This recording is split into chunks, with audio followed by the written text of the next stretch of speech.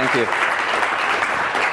Great, thank you all for having me. What I want to do really is to tell you the story of how TerraCycle came to be, because it's a very similar path, I think, to what you guys are now just embarking on.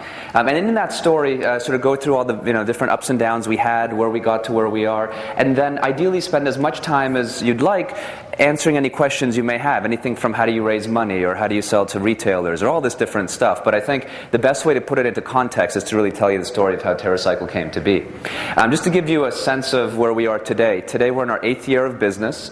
We have maintained growth of 50 to 100% per year. We're about 80 employees, 5 countries, and have really been able to expand really well. And our business revolves around one basic question. The basic question is garbage. Before I get into the question of garbage and how this all began, I want to just give you a little bit more context in what TerraCycle does, because you may or may not have heard about it.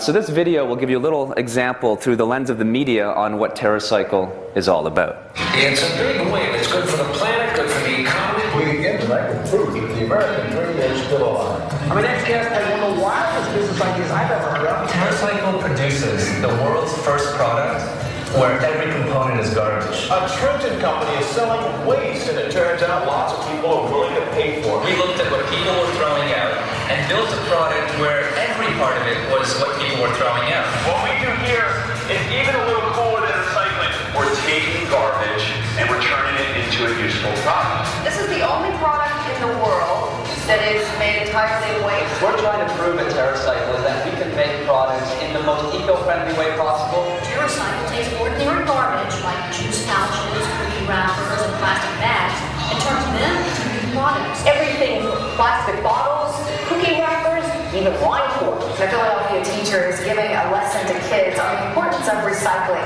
It starts in the lunchroom and ends up on store shelves. These students at the Bridge Academy of New Jersey are transforming garbage into gold. What they're doing can eventually turn this into this. Last year, TerraCycle donated more than $100,000 to schools and nonprofits. Juice pouches become backpacks and lunchboxes, keeping 43 million out of landfills, enough to cover 237 football fields.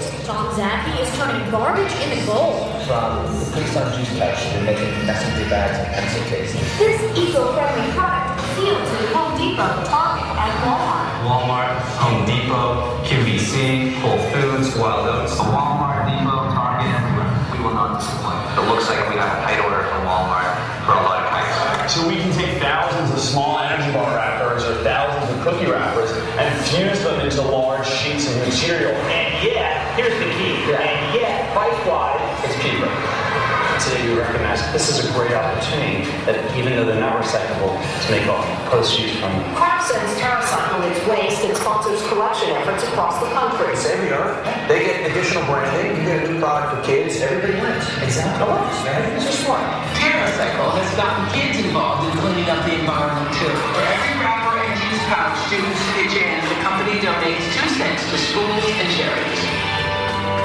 And for more charity. So I'm going to pause it there. It gives you hopefully a little taste in what we do. Basically what our business is today is we focus on anything that is hard to recycle or non-recyclable, such as anything from a candy wrapper to a chip bag to a pen to a toothbrush and so on and so forth. Create collection programs for them where we have millions of people sending us garbage. We even make a 2-cent donation for each piece of garbage people send us, and then we turn those that waste into products that we then sell at the world's biggest retailers. That's basically how the TerraCycle model works today, but it was quite a process to get there. Give you a sense, I'm 28 now.